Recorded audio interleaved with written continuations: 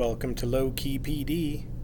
In this tutorial, we're going to learn how to view the theme builder for your slide deck. If I go to View and I click on Theme Builder, you'll notice I get basically one type of every single kind of slide that I could insert. Basically what the theme builder will do is it will allow me to control how those slides will look when I insert them. So here I have a title slide.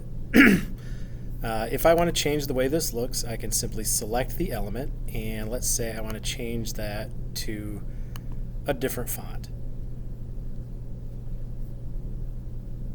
Alright, so I've changed the font, and now if I exit out of this, notice that that font is now reflected in my title slide. So if I go back and I open up the theme builder, there's a slide for pretty much everything.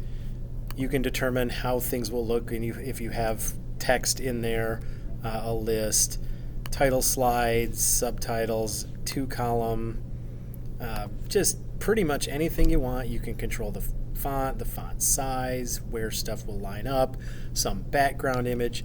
If there's something you want to be consistent about the design of your slide decks, this would be the place to update it.